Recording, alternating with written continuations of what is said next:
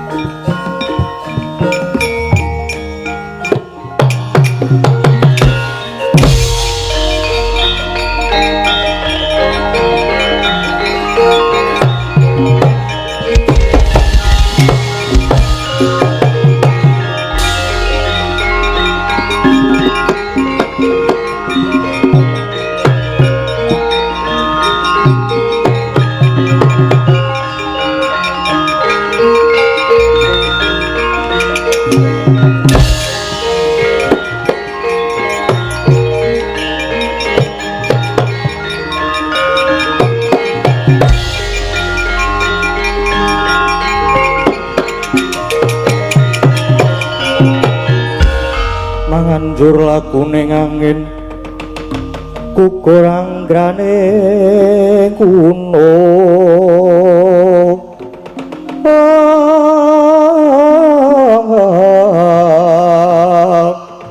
Purapurnita kakiri-kiri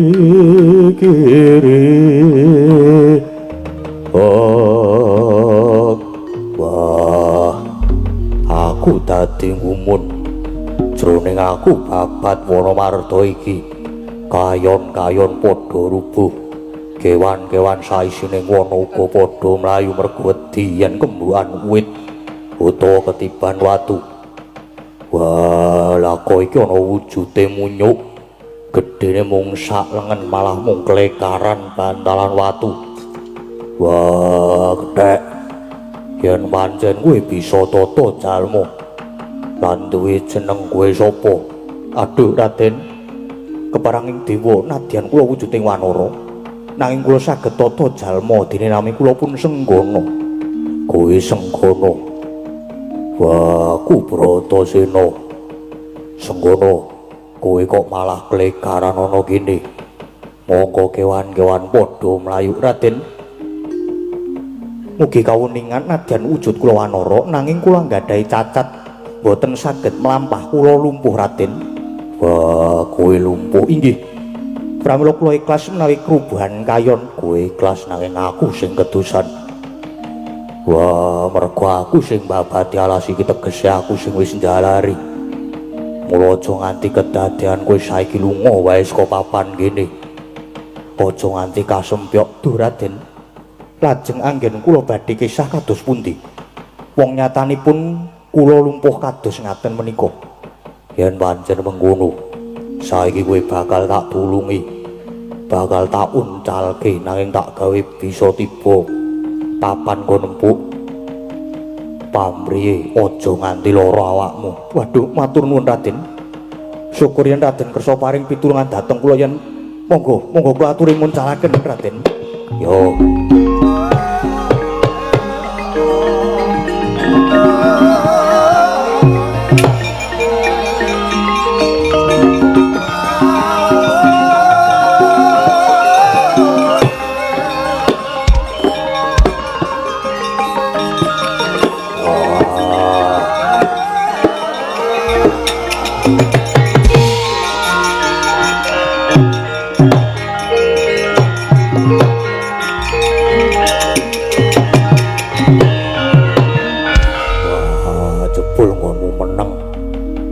Iki nggih mbala apa?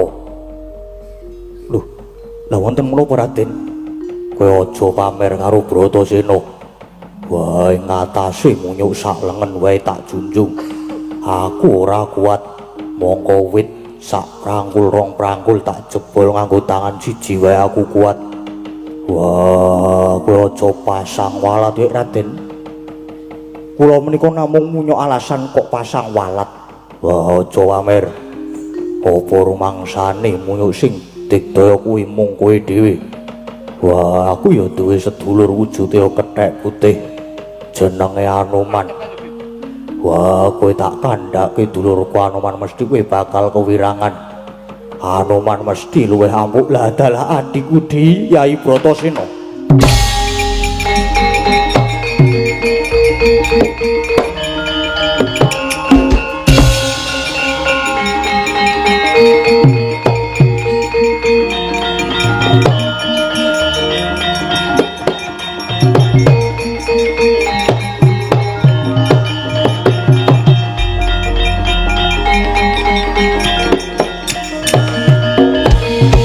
Jagat Dewa Bathara Hyang Rama dewaku. Ya dalah bareng pun kakang ngrangkul marang si Adi. Aku kok mbok kipatyawu to. Kok mbok sampuk iki. Wah, salahe kowe ngaku-ngaku. Aku iki jare adimu. Lho, lah pancen sliramu kuwi adikku mergo sliramu mau nyebut yen to duwe dulur lanang wujude kethek putih jenenge Anoman. Yo, jenenge Anoman. Kowe ya kethek putih ning jenengmu Senggana. Lho piye to? Senggana ki ya Anoman, Anoman ya Senggana. Kuwi jenengku kabeh. Merga jenengku ki akeh Anoman, Senggana, Rama, Dayapati, Maruti, Anjani Putra. Kowe adikku ya Di, kowe sedulurku Nunggal Bayu. Adikku Bratasena. Wah, aku durung percaya. Pancene kowe munyuk putih, nanging yen Anoman ki wujude gagah gedhe kaya aku iki. Ora kaya kowe. Munyuk mung sak lengen. Oh, kowe kepengin ngerti wujude Anoman sing gedhe to? Wah. Yen pancen kowe iso wujud Anoman sing gedhe, aku lagi percaya. Oh, ngono. Yen ngono iki sawangen Bratasena.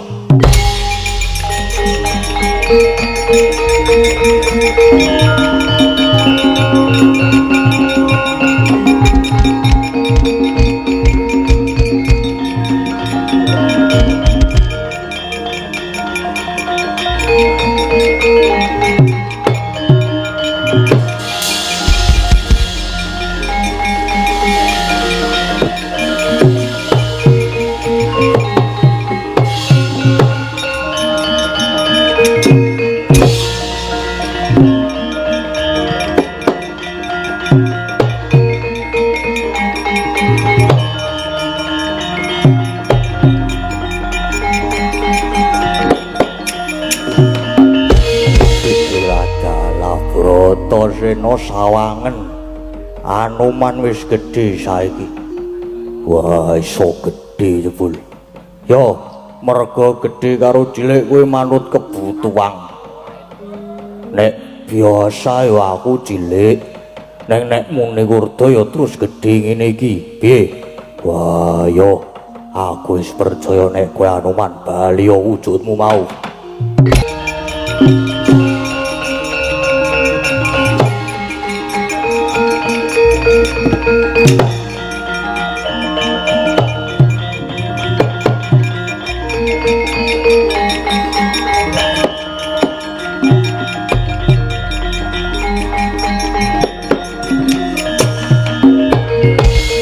Yai, wis percaya to nek aku ki Anoman ya kakangmu? Yo, aku wis percaya. Saiki gage kowe lunga. Lho. Kok lunga piye agewe ketemu kok kon lunga? Mergo aku lagi ana pakaryan babati Wonomarta iki. Udi, pancene aku sengaja ngadang ning kene iki. Mergo aku ngeman karo si Adya Jonggok Bacut ki ya Di, mergo alas iki alas gawat kaliwat angker wingit kepati aja mbok Bacut ki ya Di Bratasena. Wah, perkara bungah susah tak sandangi Dewi Sumingkira. Kowe ora usah melu-melu perkara iki tak babatani Dewi alas iki.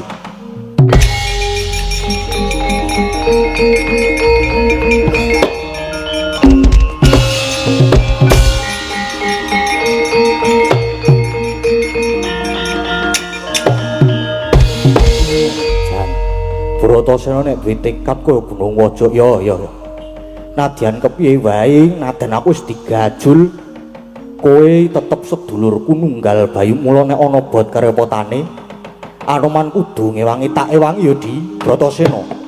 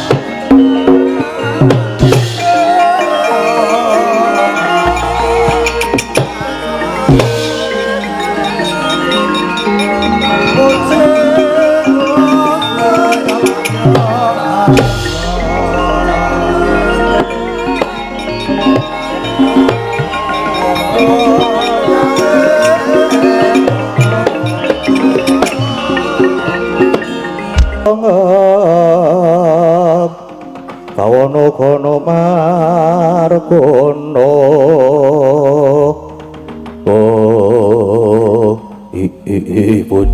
bujleng iblis lanat padha jek-jekan. Oh ladalah, lah kok dadi negara Martani iki geger kaya ngene iki ora karuan. Beteng baluwerti padha rubuh. Inggih Regyanawati, menika malah kathah Purwadya ingkang sami krubuhan beteng kados pundi menika?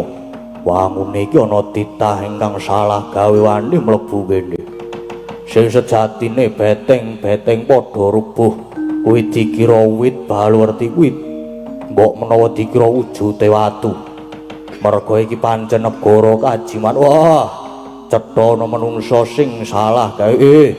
Wadya bala kajiman kabeh wae. Mara gage prapakana manungsa salah gawe iki ngesuake dawuh ayo kanca budal-budal.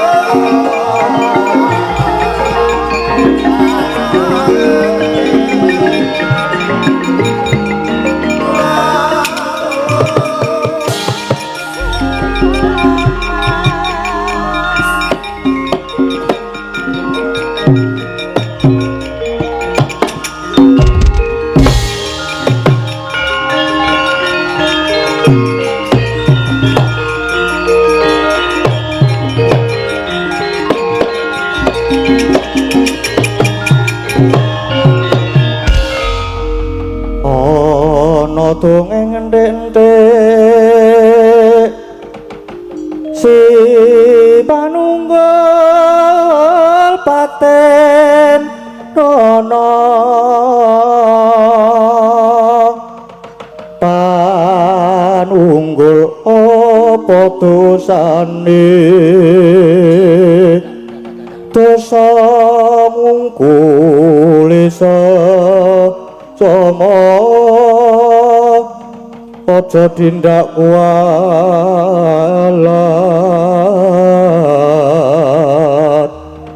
lah iya bener kanamu lali sumber katiwasan dalah gawe rusak papan dunungku tak kira ya menungso jebul mung wujude kethek putih. Yen pancen kowe munyuk bisa omong lan duwe jeneng, kangge ngaku kok wis sapa? Takon lawan aku. Anoman ya senggono bali takon kowe sapa? Wah, iso ngomong tenan. Jeneng Anoman ya aku Tumenggung. Pamegat Rikma. Munyuk Anoman. Kowe wis cetha gawe rusak papan dunungku ayo. Manuta kowe tak bondo tak aturke ratu Gustiku. Sing gawe rusak yektine dudu aku. Nanging aku ya mung sadurma ngewangi sedulurku nggone babat Wonomarta. Wah tenan ngertine papan iki dikira alas ngerti yen sejatine iki negara kajiman ya iki negara mertani mbuh ora idep bakune iki alas bakal dibabadi kuyasa negara munyuk elek manuta tak bondo yen pancen iso bondo bandanan Anoman budya tak sembadani munyuk elek kakehan wus tiban tangan pecah sirahmu Sinolena Praping Lampus Pamegat Rikma.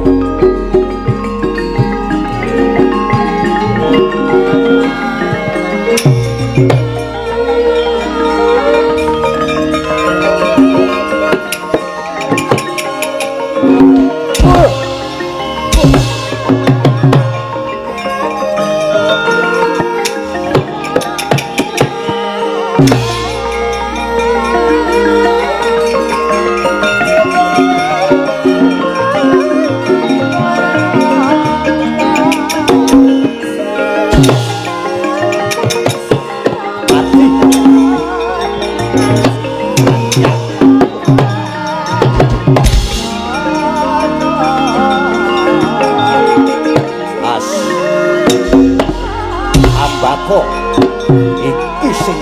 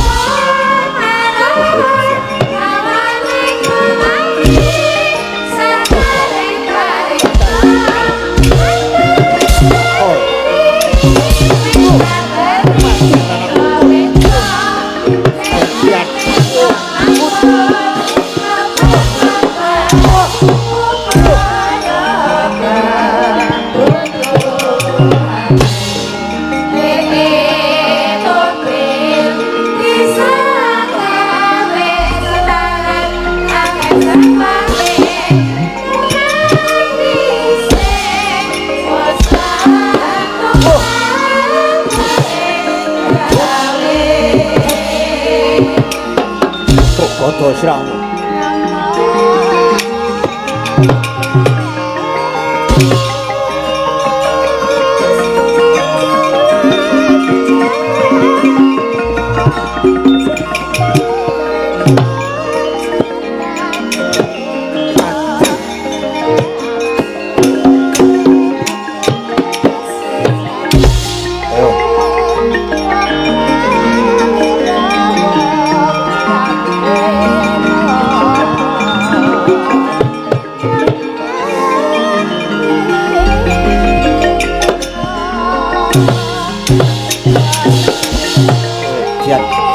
Yo.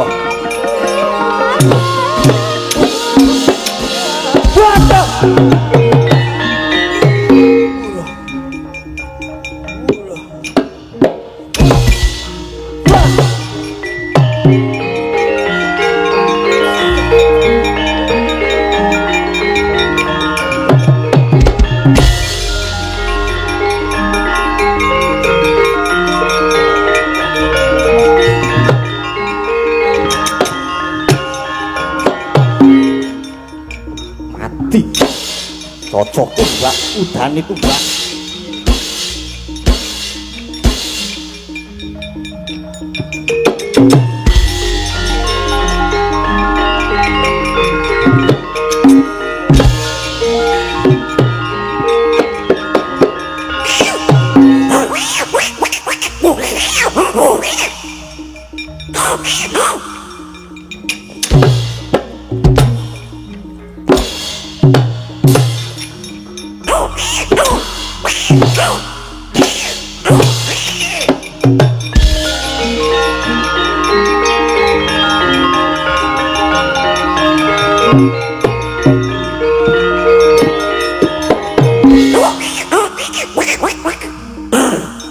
Edian. Wah, Edian munyuk candak. Edian. Iya.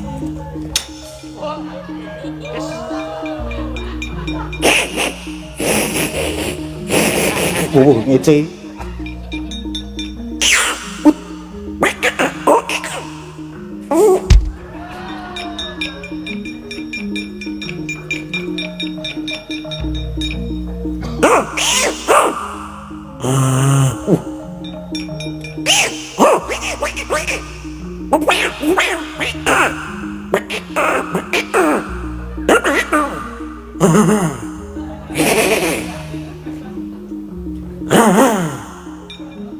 Blayer kok ya. Cantik. Biar kowe.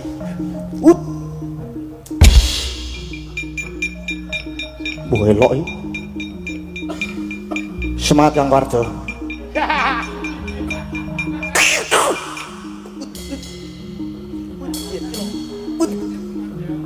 Oh, kose.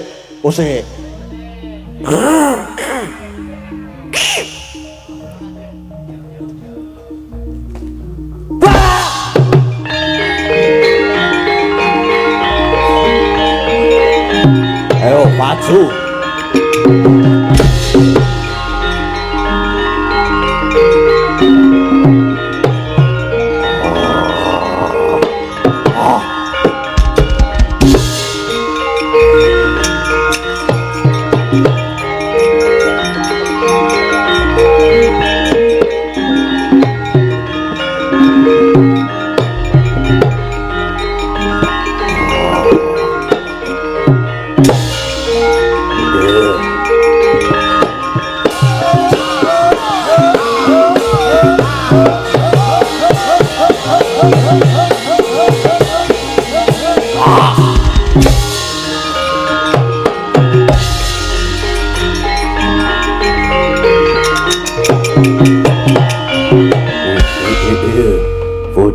Bujleng iblis lanat padha cek-cekan. Oh ladalah.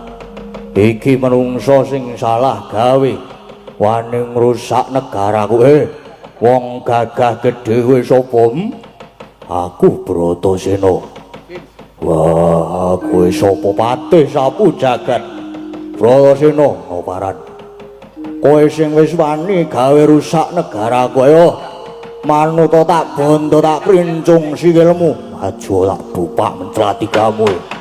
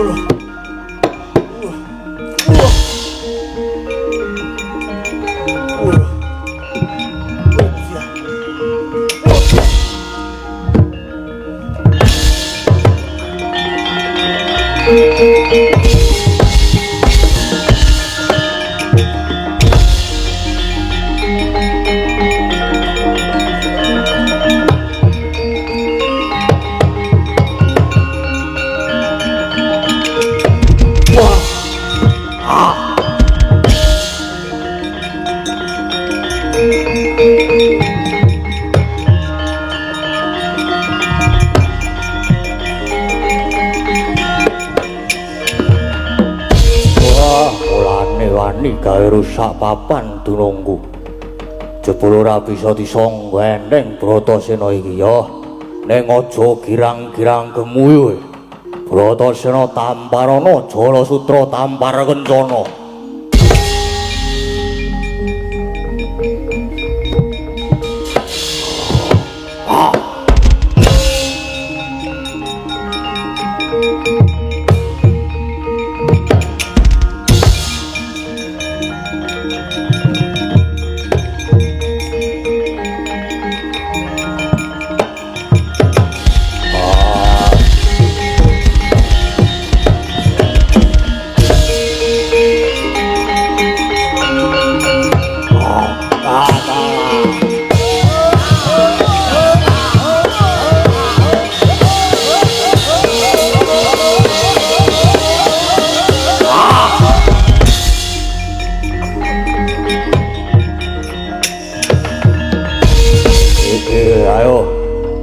daya kemandenku Jala Sutra Tampar Kencana nglumpuk tanpa daya nganti bosok madya ning kono.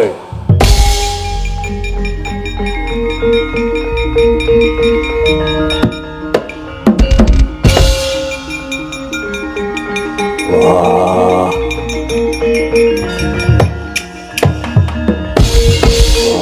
aku iki kena dayane opo? Wah, aku ora iso mubah, ora iso musik. Aku ora iso nglawat. Wah, Ibu Kunthi, Punta kakangku Permati. Wah, kembar aku susulen. Aku tulung ana.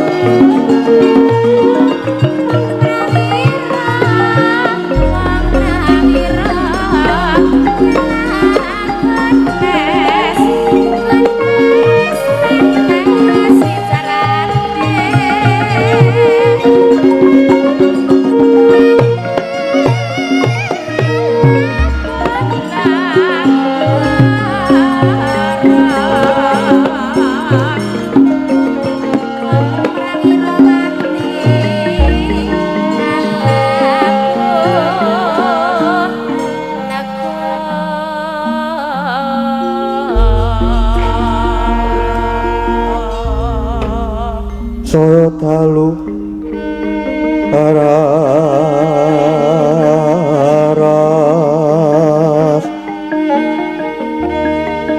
apyor sorot lintang ganggu medap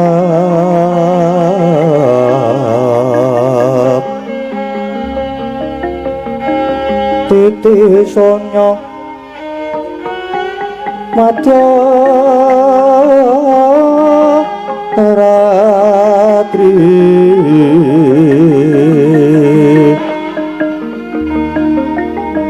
lumrang kandaning puspita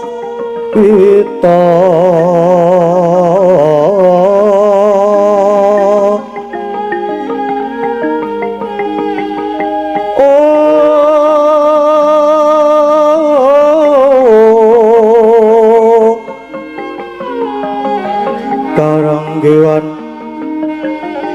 putyanira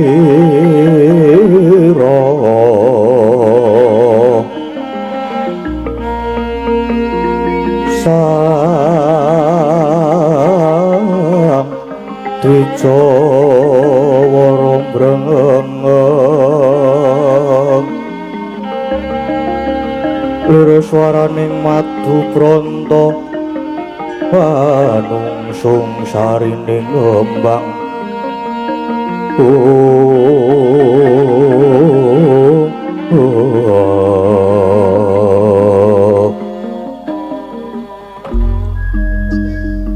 bocah pacang gireng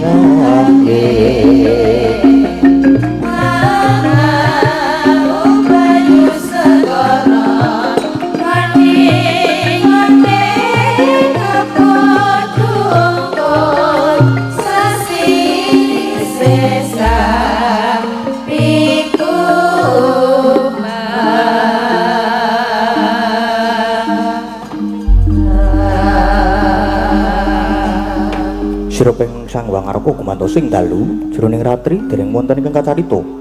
Namung Sang Hyang Pertagapati ingkang jengdul saking Brang Wetan nadyan kelingan megarsa gunung-gunung parandene bisa merbawani jagat raya. Dupi tata sing kamantian dewasane nang wau kawusa wancine wis ngancik gara-gara eka bumi dwi sawah gunung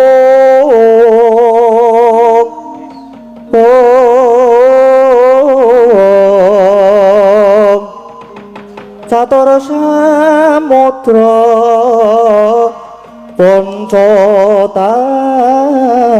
sabangunan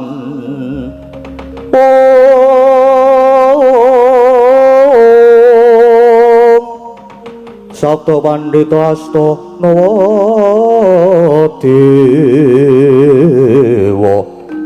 Nawa Dewa Dasa Ratu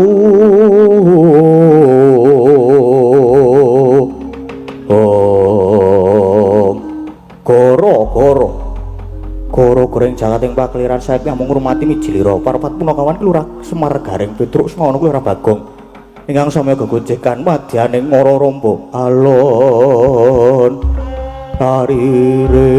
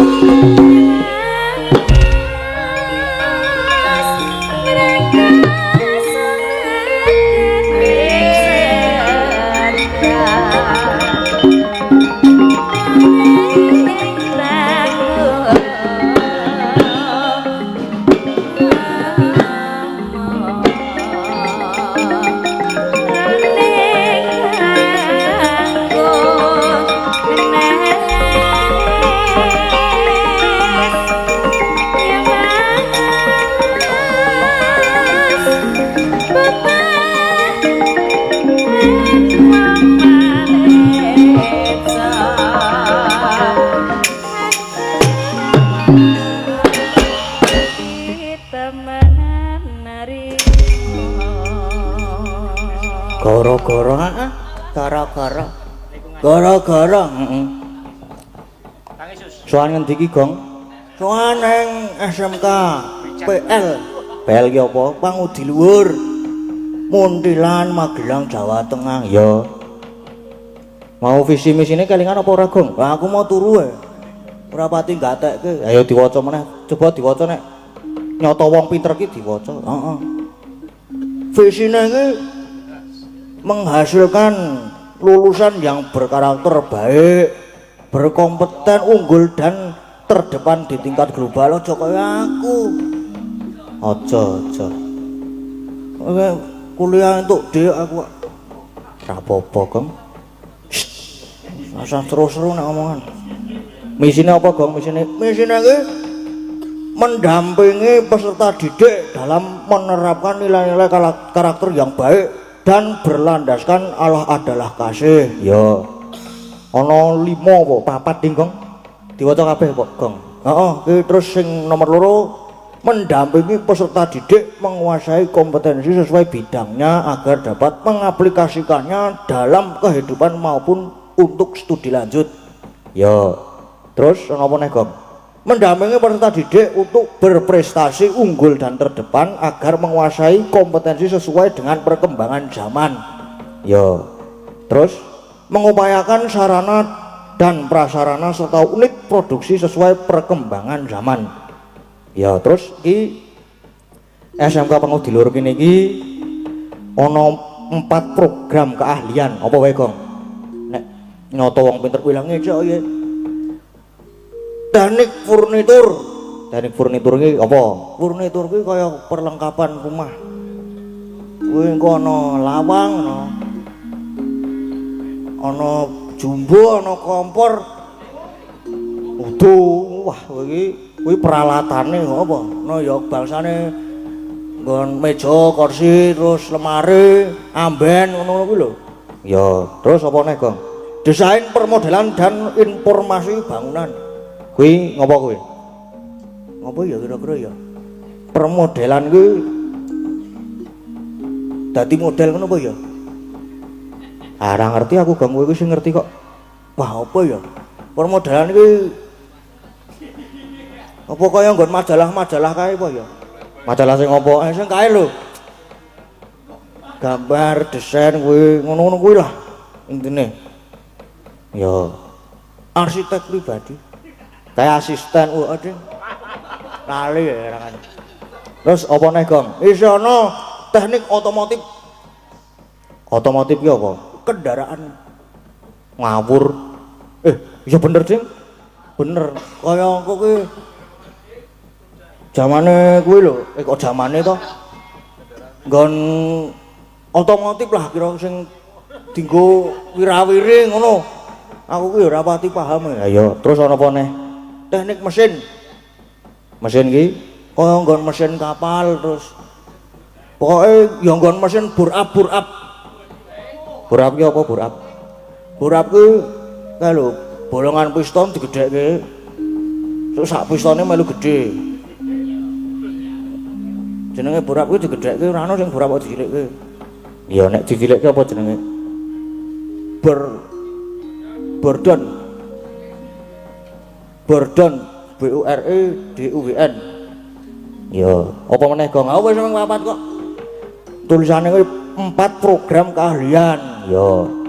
Bener, wong pinter tenan kok Bagong Kuwi pinter ana tekse kok. Kok ora ana tekse ya bluk. Ya. Apa meneh? Sing kira-kira penting di waca meneh, Gong. Dibaleni meneh, heeh. Apa meneh ya kira-kira ya? Nah, Bagong iki nek tekone kok ngono kuwi nyandak, Truk. Kowe nek ora ana teke ra nyandak wong cah iki. Wong cah bluk kok iki kok. Lah iya ya ora apa-apa jenenge wong sinau ya. Sinau kuwi saka sing maune ora iso dadi saya ora iso. Dadi saya iso. Jenenge wong sinau kuwi alon-alon. Ya. Kaya awake dhewe iki, Heeh, karo tahap sinau, tahap pembelajaran. Mulane iki nek apa jenenge kathah lupute iki nyuwun pangapunten. lah iya makane ya piye ya. Sesasi ra ono apa-apa ra ono kegiatan ki. Poso ya aku wingi blas ora bolong lho. Kowe kuwi? Lha iya ya.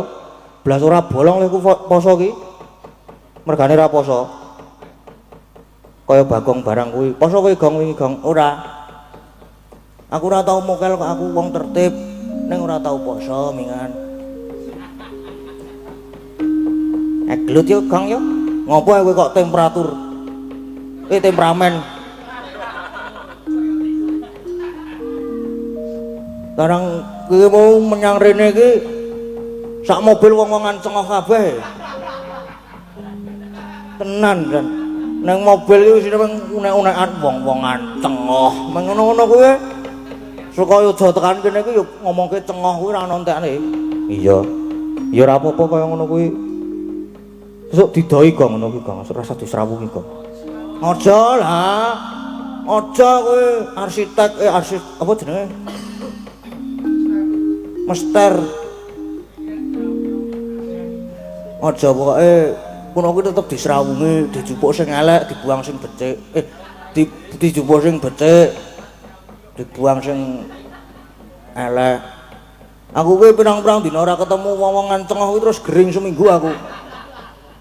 Tenan iki jebul tambahane wong gering iki ketemu wong-wongan cengok lho. Iya ya kuwi jenenge wong lara kuwi nek ora mari-mari kuwi anu. Menurutku kuwi sugesti. Alah sugesti apa to? Aku kuwi bersugesti nek aku sesuk sehat, sesuk iso beraktivitas. Ya tetep lara kuwi seminggu kuwi. Lah lara apa to, Gong? Lambung. Lambunge munggah tekan paru-paru. Ning saiki wis mari wis sehat.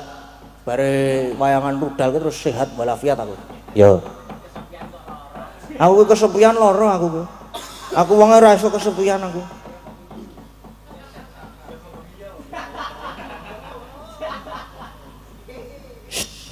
Ora seru-seru nek ngomongke kuwi. Engko nang isor WA bangsat. Beres nek karo aku kuwi. Sawalan. Minangkani pambudutan Gong. Nek mau durung dipinangkani sing ana akeh apa ya? 3 apa 2 ya, Mas. Alon-alon Gong. Ki engko jam 2:30 harus tancap kayon. Ya. Ki bar iki lagu-lagu sing tak tilakane apa wae to mongki aku lali ya. Ana endi mau? Kopi wengi, kamu pun digantos wau. Sing niki muga nyawiji niki digantos kan, soalnya dereng pemanasan. Terus ana iki karo tembang kangen. Ya karo tembang kangen kuwi Gong. Arep sing endi sik Gong? Manut. Kowe arep minangkani sing tembang kangen apa sing iki mau sing muga nyawiji diganti? Ya aku manut kowe Gong. Wah, lha aja manut aku. Aku ki wong ra iso digugu kok dinut. Menengo to kowe iki.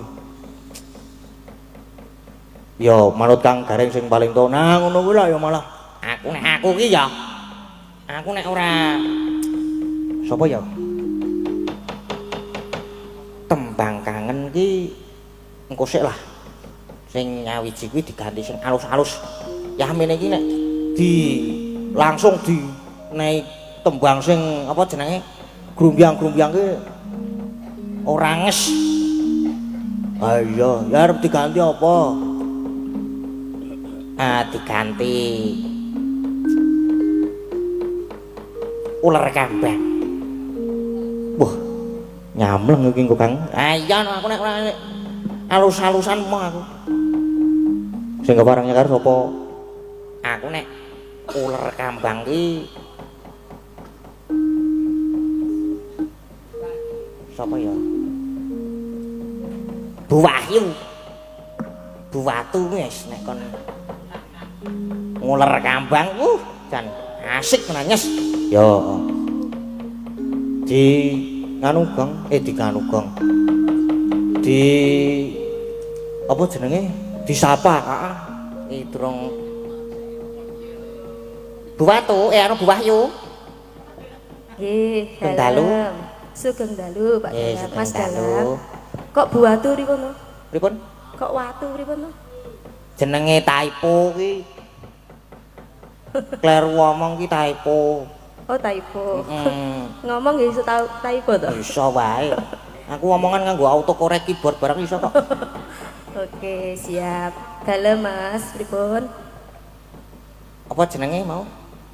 Apa kuwi ular kambang? Nggih. Nggih, ular kambang dienggo tombo capek. Heeh. Madhep kono, Gong. Oh, aku nek madhep kono. Menikmati ya padhake. Mangga Bu Wahyu. Becik apa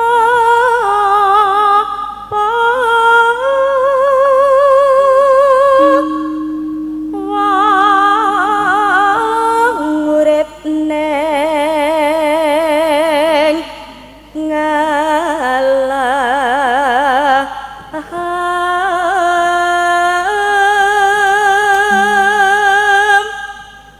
donya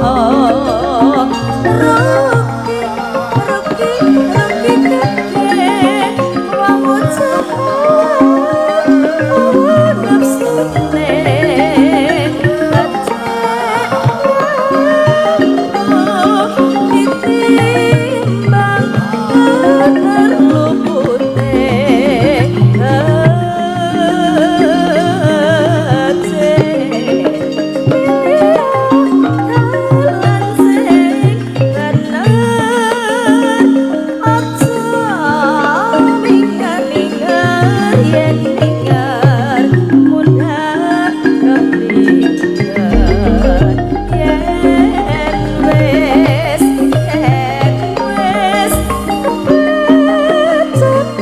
mau dengar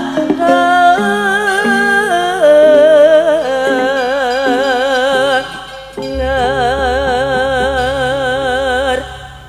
sampun Oh nggih matur sembah nuwun. Wah, sami-sami liar-liar tenan. Heeh. Saiki lagu kedua. Yo, apa Gong? Ayo kowe sik no. Sing kira-kira ki ana dangdute ning tipis-tipis. Oh, engko baganku rock metal. Yo. Neng nek apa jenenge ana dangdute tipis-tipis ngono ki kudune iki duet.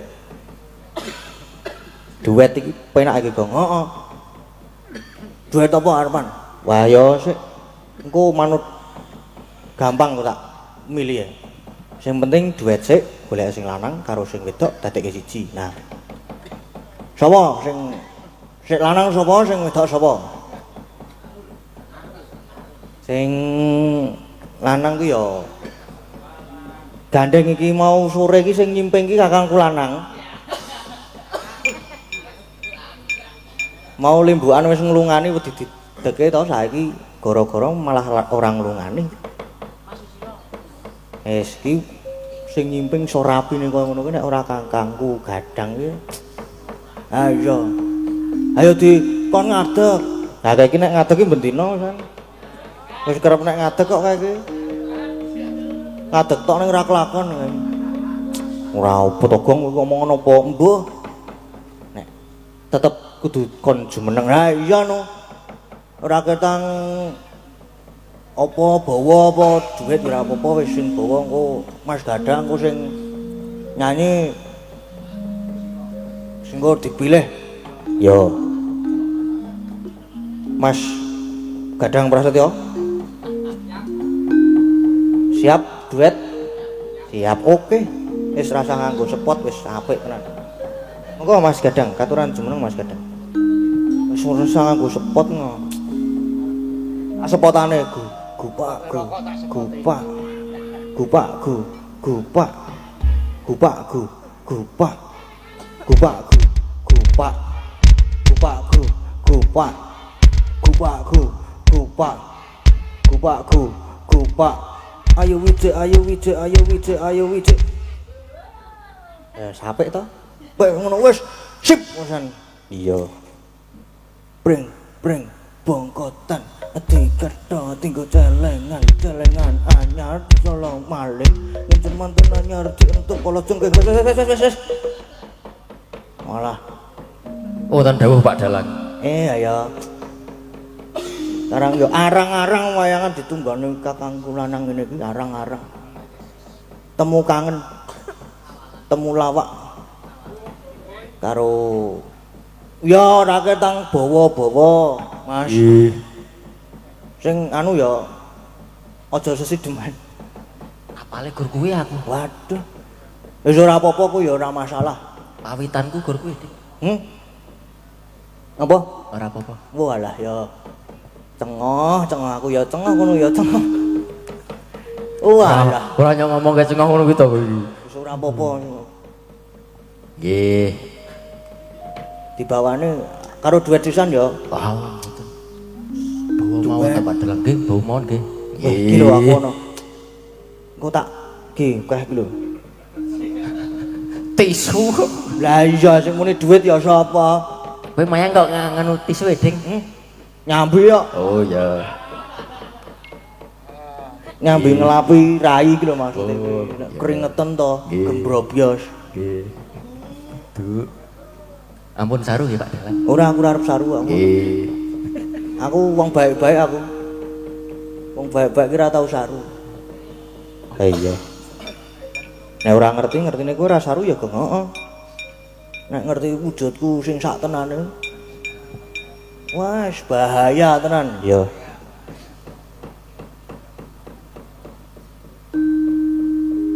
sik Tomir kowe ki ngopo to kono Urung wayahe kowe metu mengko sik.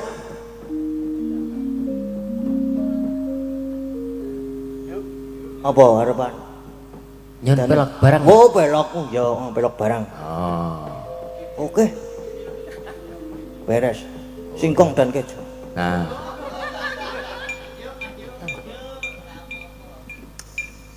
Apa toh?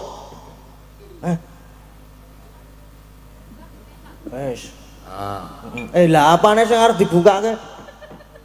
Kok ngomong karo aku sik lagi pengen tak bukake. ora apa-apa kok. Ngopo? Aduh, jan. Tidak boleh ikut-ikut anak kecil.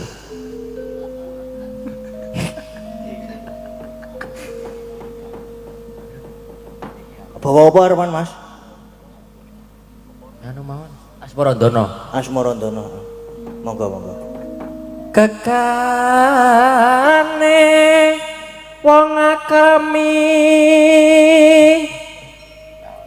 tutu pondo tutu rupa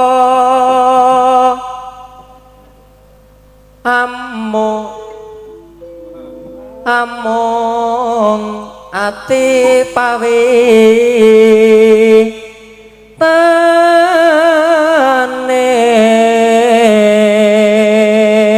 tane luput pisan kena pisan yen gampang luwih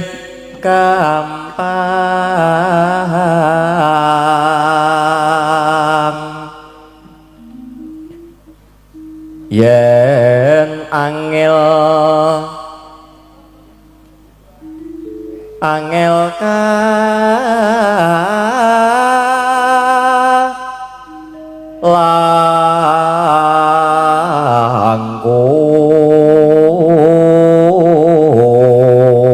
langkung tan kena tinumbas harta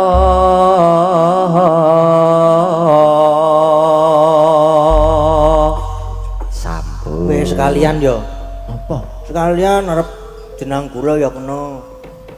Sak jenang gula diduetke ya. aku apa Hah?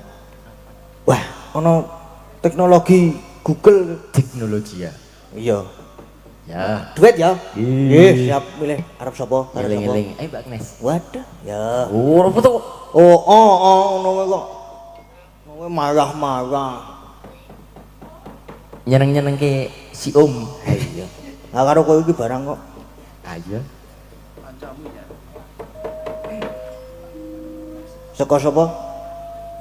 Arep golek sing kaya ngopo apa jenang gula? hah Oh, wis sak-sake lah. Arep jenang gula. jenang gula Oh ya, nggih. Sopo sik? Lah ya manut ya. enten-entenan to terus ana Ya wis aku sik. Nah, biasane aku sik.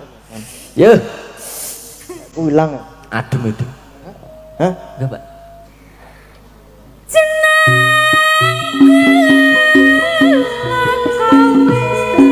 Aja lali marang aku iki ya Kang Mas nalikane nandang susah sapa sing ngerti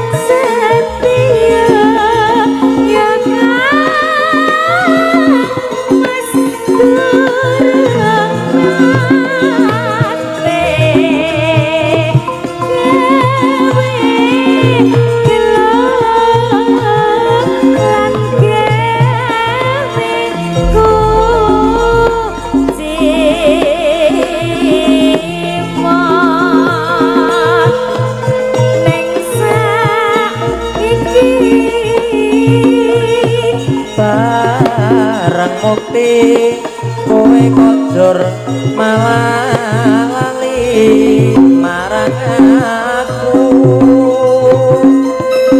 sithik mesti nesu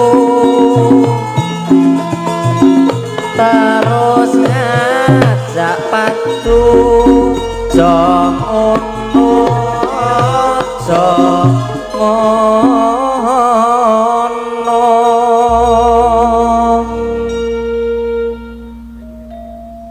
apa kowe pancen ra kelingan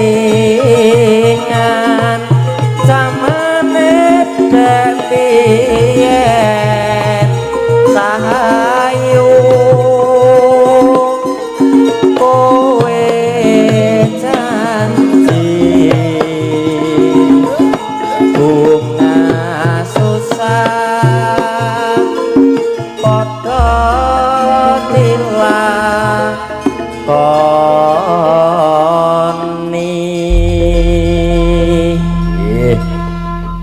matur sembah nuwun nggih Mas Mas Dadang Giting nggih. matur sembah nuwun Mbak Agnes Yes. Saiki mau wis jeneng kula. Heeh, saiki kowe gong aku. Ya. Kalau aku tak minangkani pamundutan tembang kangen. Tembang kangen, heeh. Sing cekar sapa? Sapa ya sik? Mbak Orisa ya ora apa-apa, ya. Wis ora apa-apa. Heeh, Mbak Orisa wae sik. Jos.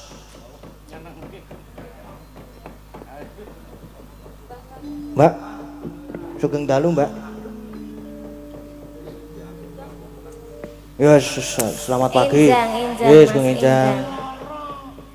Nah, iki lagi jam setengah seperempat. Setengah seperempat. Jam 2 kurang seperempat, Ding.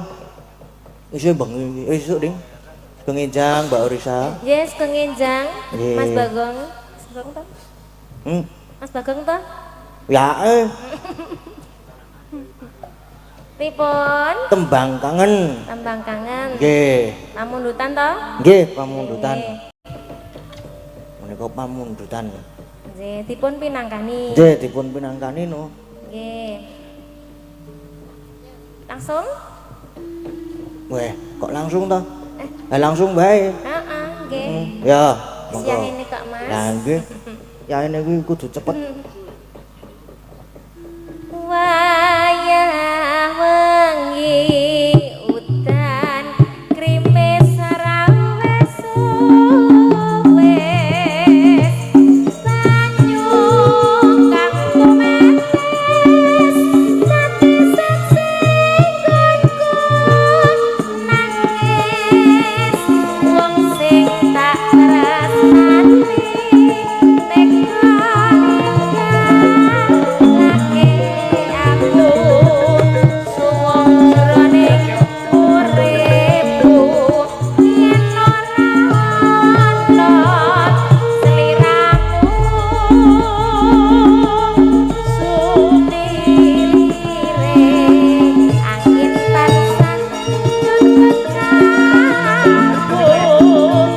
Rasa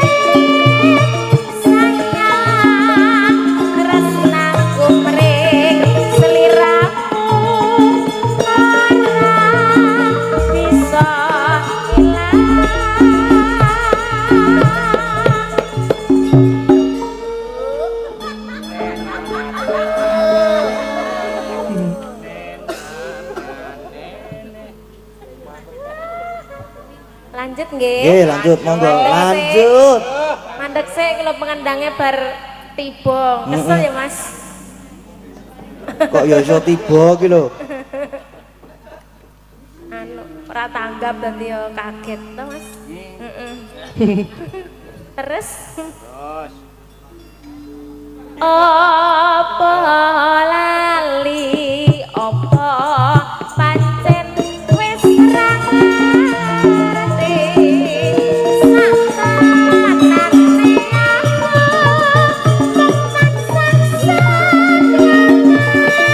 ngenteni baline edan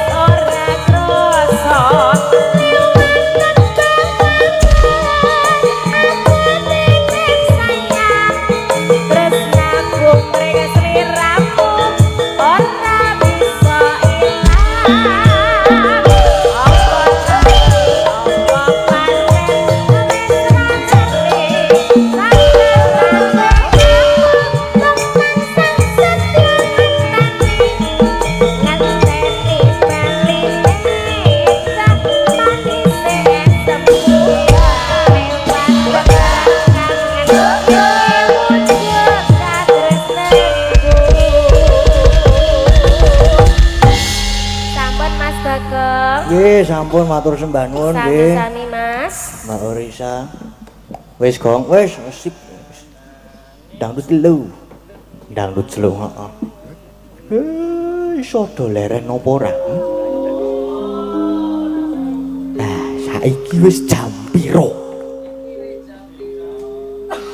Sapa itu iki, Truk? Oh, kurang ajar ya, Gong. Ha iki lagi asik-asike lho, Mir. Iki wis jam piro?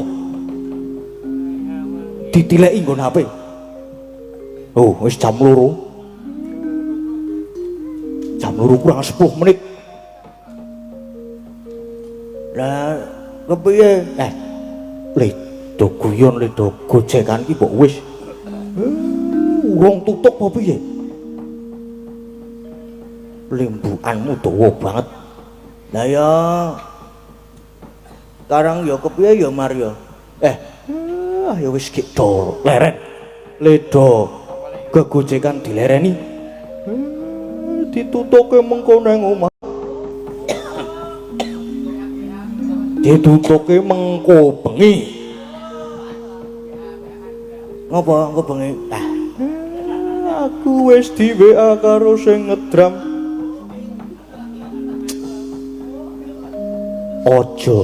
Aja domong kene-kene to maksude. Ndak oke sing melu mengko. Ha iya. Wis, ayo kita merono. Merono ki ndi? Kae daramu kae. Daramu Sermadi kae. Anu Permadi. Wis ngenteni. Kowe iki aja kaya wong anu. Apa jenenge? Aja kaya wong kowe iki dinteni malah kaya wong ngenteni. Ayo, doleren.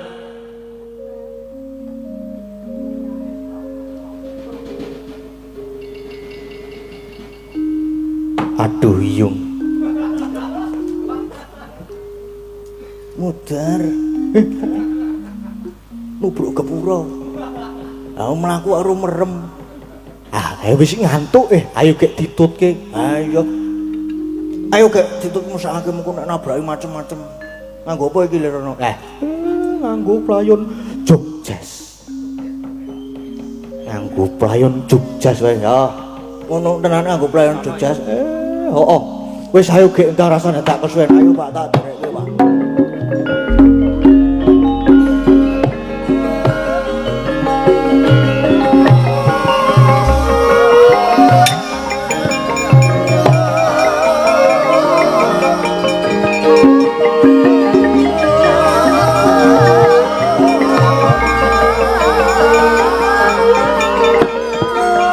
Lirono Pak.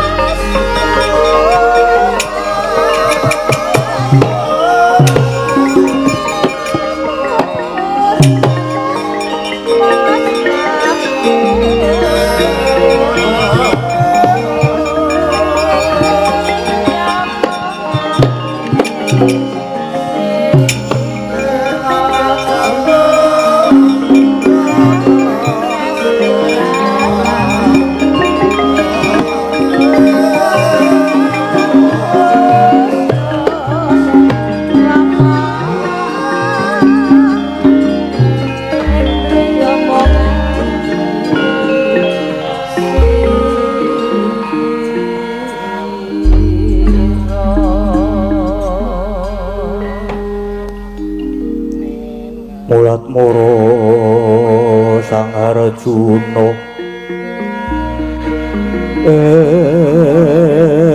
punya kang kamanungsan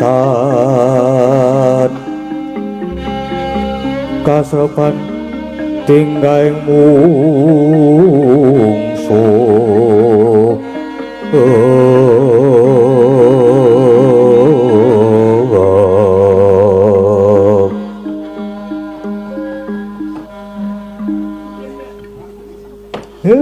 blagagag ugag satulita mel Ndara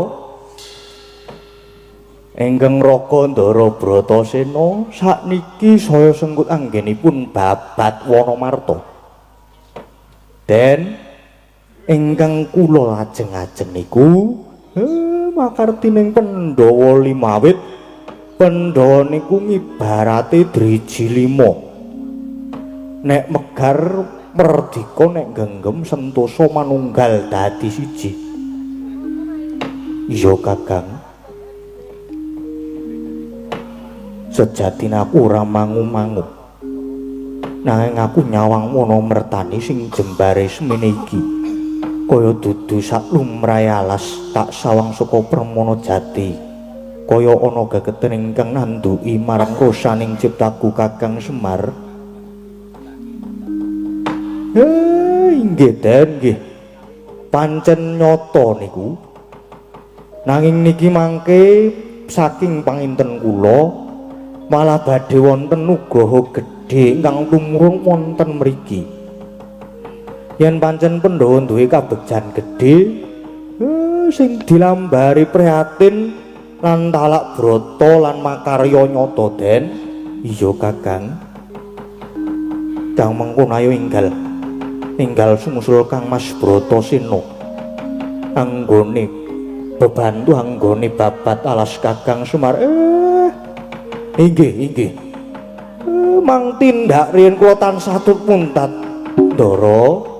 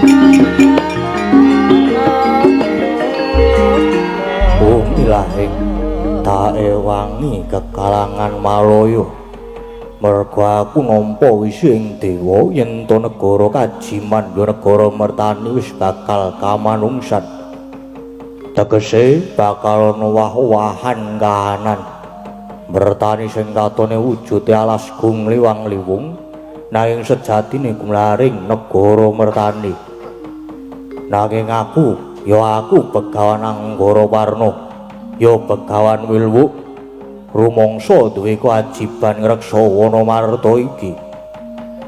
Kelingan lelakon pirang abad kapungkur, aku iki maune ratu ing Mertani jejuluk Prabu Anggara Warna. Nanging nalika semana merga saka pangamu ing Karung Kala kang Bandada lawan Balasrewu ya Bathara Wisnu. Satemah bumi horeg. Aku banjur ngrungkepi marang putraku lima ya kuwi Yudhistira, Dandunwacana, Dananjaya lan Nekura Sedewa. Ewa semono aku malah banjur disotke wulun padha wenang dadi wujude naga. Parantene aku isih dikeparengake madeg pendhita mapon ning pertapan Pring Cendani. Yo, kalenggan iki aku wis nampa wisi ing dewa. Yen to mertani bakal kababar eling dawuh pangandikaning Ulun padha wenang. Lamun aku ketemu satriya panengah Pandhawa, ya kuwi kang minangka dadi sarana babaring lelakon iki. Wah, yen ngono tak golekane satriya pamadyaning Pandhawa.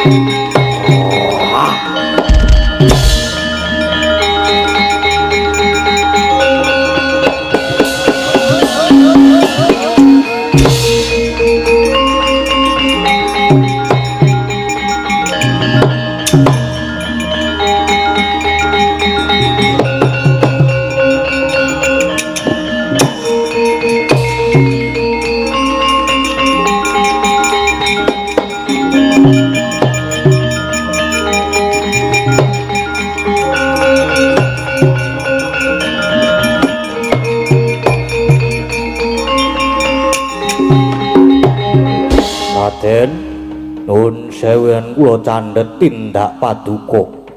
Iya, panjenengan kuwi sapa? Nadyan apa yaksa nanging nitik saka agemane sawijining brahmana. Inggih kasinggihan. Kula menika Begawan Anggara Warna lajeng keparenga nilakrami paduka menika sinten Raden? Ditepungake wae. Aku Raden Permadi. Raden Permadi dasar kepara nyata. Yen ngaten jandika menika menapa leres satriya pamadyaning para Pandhawa Raden, ya dasar pancen mengkono perembahan. Ala dalah iki sing tak goleki.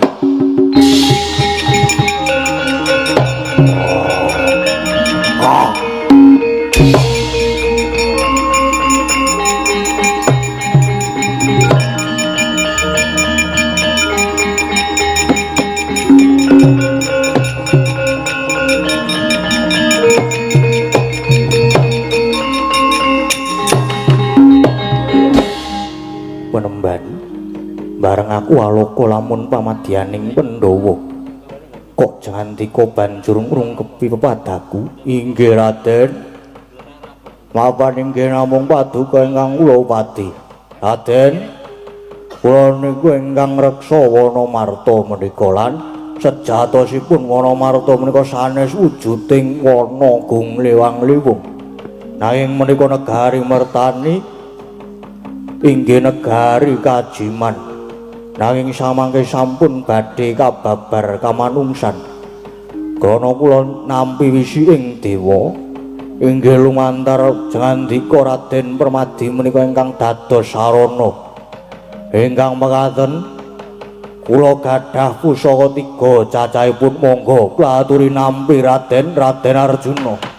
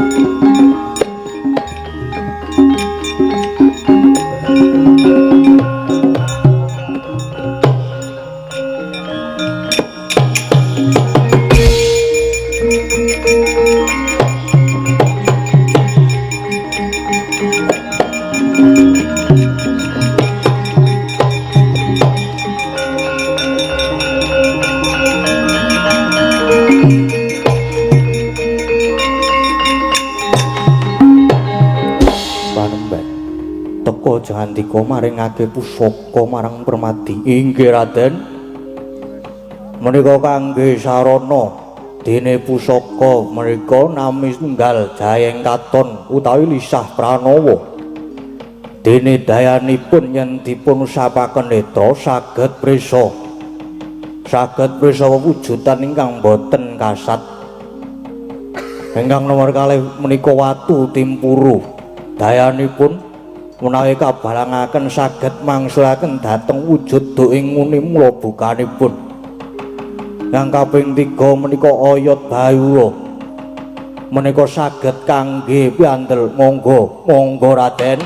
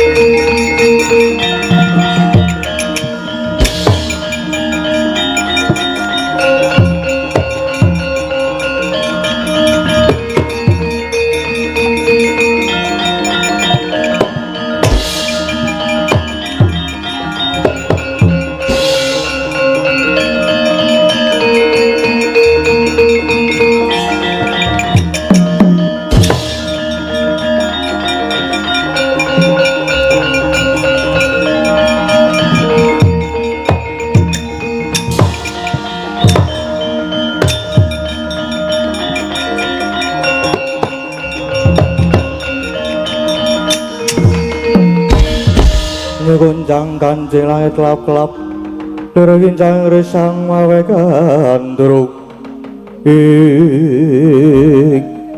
Anakku ger punto Lan kowe kembar Inggih Bu Wonten dawuh Inggih Bu Inggih Ibu Kadangmu Bratasena tumandang babat Wonomarta nanging puniku antuk sasmitaning Jawata menawa bakal ana nugraha gedhe tumrap anak-anakku para Pandhawa nanging srananing lahir angudi kardi ing batin ngesti marang Hyang Agung kula Pandhawa putrane Prabu Pandhu bocah lima manunggal dadi siji ibarate driji lima yen megar merdika yen genggam santosa. Inggih Ibu nyuwun pangestu Ibu ayo kembar enggal sumusul marang Kakang Dimas Werkudara.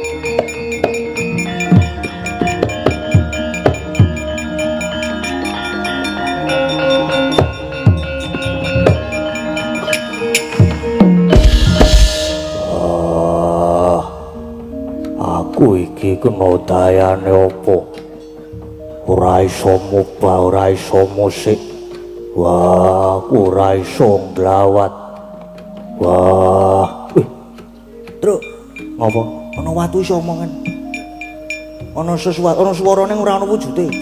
Nang endi, Gong? Ana kuwi. Tenan ora, Gong? Lho, paranono. Wah, Lho kuwi. wah, kudu lunga. Oi, Gong. Njaluk tulung barang ya, Gong. Wah, iki mulai ora beres iki.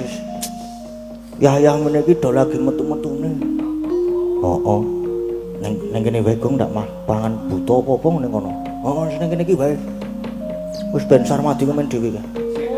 Anu, Ndara Permati. ayo. Wong ampuh kok bar entuk pusaka barang to. Heeh. Wah, ibu kundi, punto kakangku, Permati kembar. Wah, aku susulan, aku tulungono. Wah, Duh Kakang Mas. Boten nginten yen Kakang Mas Bratasena kasangsa wonten mriki. Nanging Kang Mas pusaka paringanipun Begawan Anggara Parna menika mugi saged dados sarana waluyanipun Kang Mas Bratasena.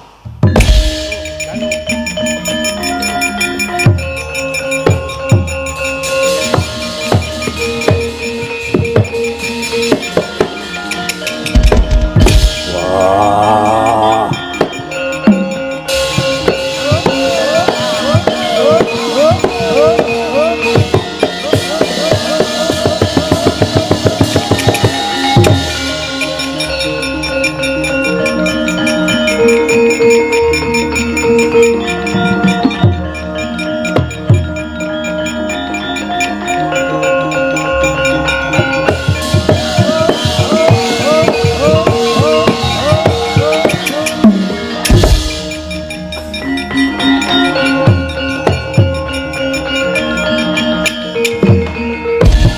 Wadiku cah bagus Permati. Wah, tak trimo banget nulungi karo kakange. Iyung. Nggih Kang Mas ning ampun ngampleng to. Menika sampun sakmestinipun Yo, wis ayo Permati. Wah, tak kanthi mbajutke laku nggone awake dhewe babat alas mertani Yayasa negara anyar iki.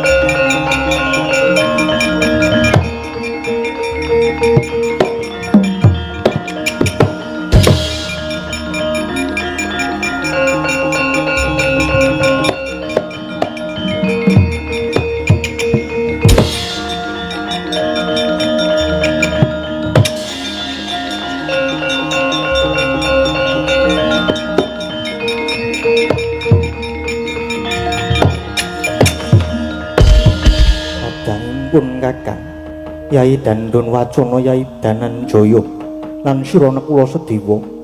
Wah, yo piye Yudhistira kakangku? Ana apa? Kowe iki ora tenguk ning kene. Senengane kok iya mundur. Wah, nyerimpeti. Kula wonten dawuh Sapa sing nyeluk kowe iki? wis saka pangrasaning pun Kakang iki kaya wis bakal antuk trontong-trontong pepadang. Nggone awake dhewe nedya ngupadi panitisan jumbuh kelawan sabdaning pukulan Hyang Bathara Darma. Lan ora suwe maneh negara mertani bakal kababar kamanungsan Yai. Yo, kalamun mengkono kabeh mung kudu ikhlas lahir batin.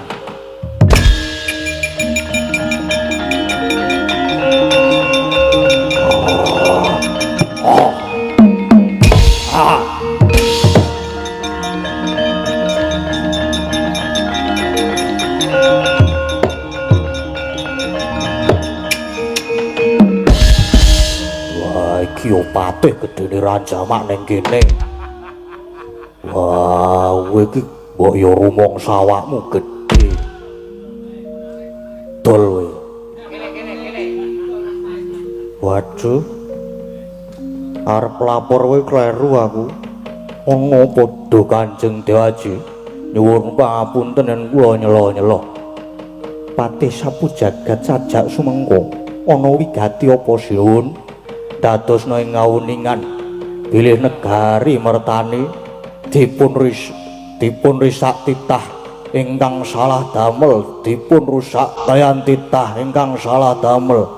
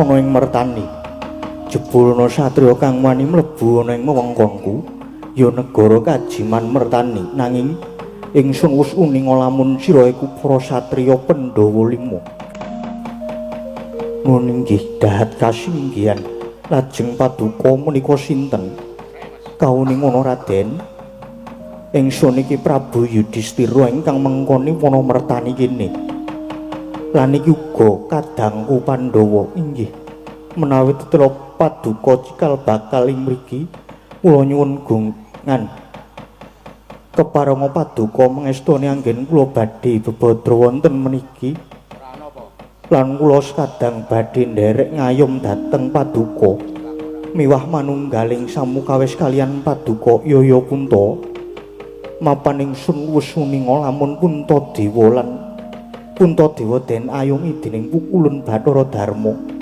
ingkang mengkono Yudhistira sakadang bakal manjing ana ing jagatmu Dandun Wacana bakal manjing ing Bratasena Dananjaya ing Permadi Nakula Sedewa uga manjing ing kembar Pinten Tangsen mung wae rening negara mertani uga wis kababar kamanungsan aku titip negaraku mertani iki dadi negara ngamarta mangsa Baranggana ngembat ing ring praja ayo mono para kawula dimen urip ingkang samat sinamadan urip ingkang daya dinayan lan kebak ing katentreman rahayu Punta